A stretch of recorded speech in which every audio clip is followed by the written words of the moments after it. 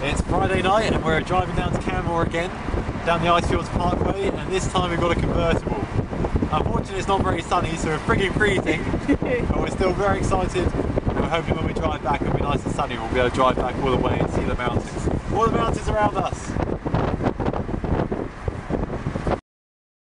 It was way too cold, we had to put the roof up again. And it started to rain a bit again, but the forecast is good for the weekend. One of the perks of my job is that we can score cheap accommodation at company-owned hotels, so we made a booking and headed for the Canmore Inn, just minutes away from tomorrow's climb. The first challenge on any weekend expedition is coaxing Donna out of bed in the morning. The Canmore Inn has especially comfortable beds, so this wasn't going to be easy. I will divorce you if you don't turn that off. Come on! Wakey, wakey!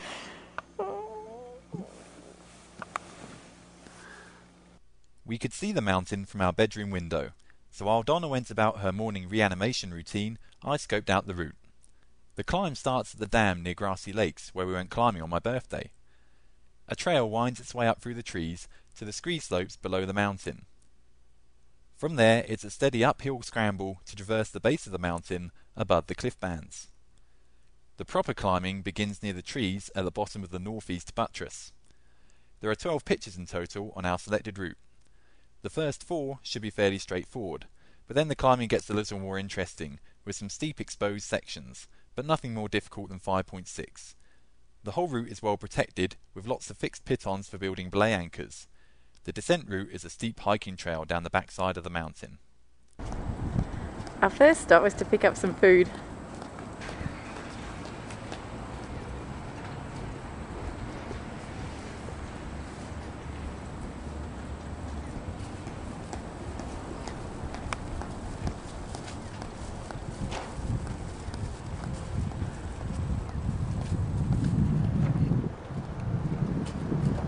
Donna, stop sticking around!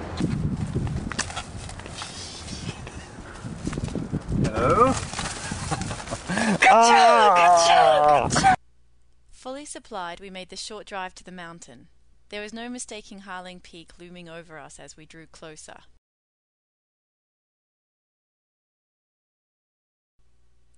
We parked next to the dam in the shadow of the mountain and geared up. Taking all the trad gear today. Not sure if we're going to really need it, but I'm excited about having a chance to play with it. Wearing our harnesses and helmets and carrying the ropes and all our gear, we were finally ready to get going, so we set off into the trees.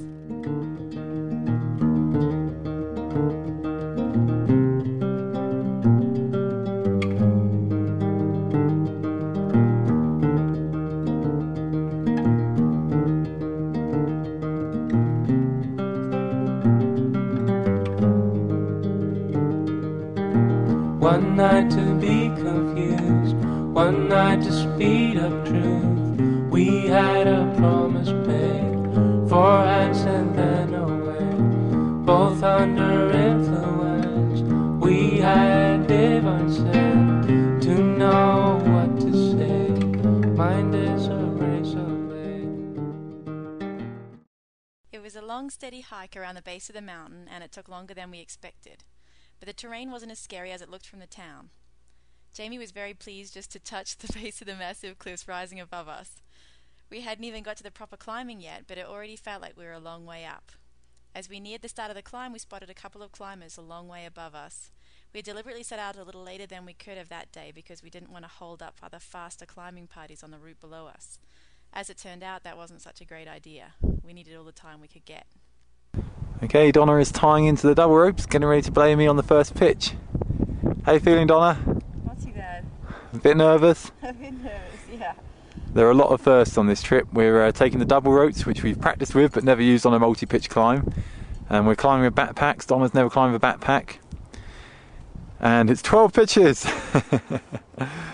So we're a bit nervous. To call for hands of above, to lean on, would it be good enough for me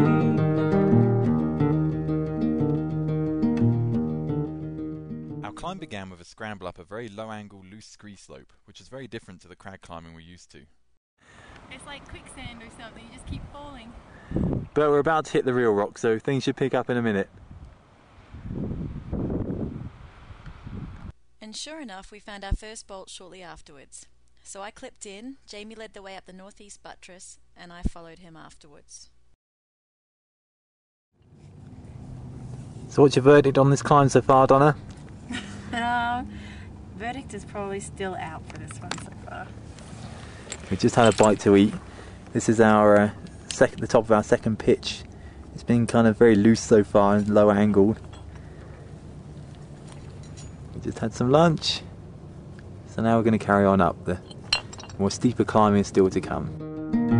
One night of magic rush, the start a simple touch. One night to push and scream, and then relief. 10 days of perfect tunes, the colors red and blue. We had a promise made. Okay, we just climbed the third pitch. This part of the route was quite steep. Still a bit loose stuff, it's getting a bit harder, a bit more interesting. I put a few trap placements in. The hexes are working fantastically.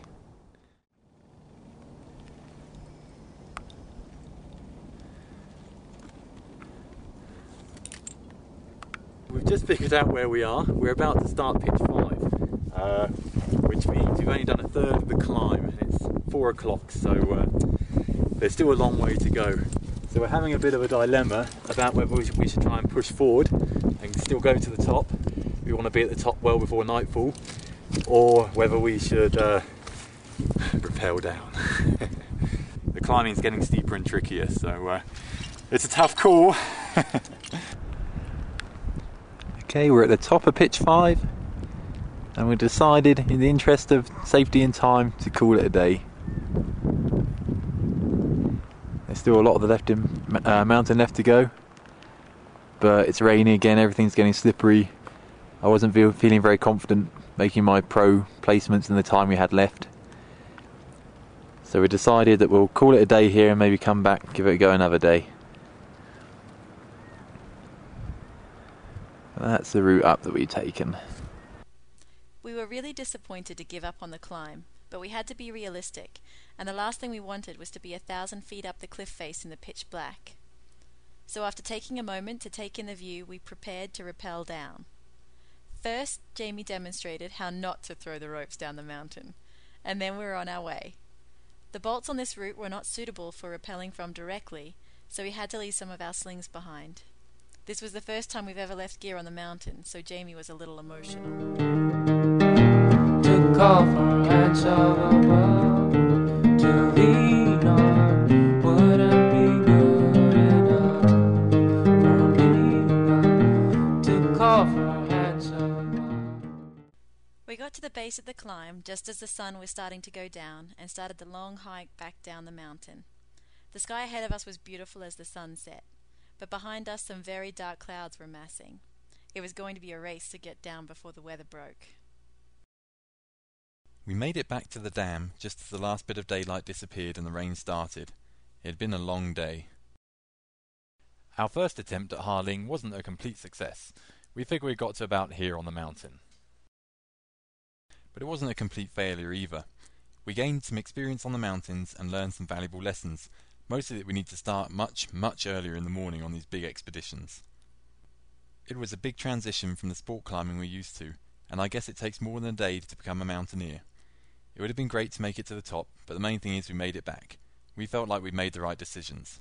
We'll be back again though.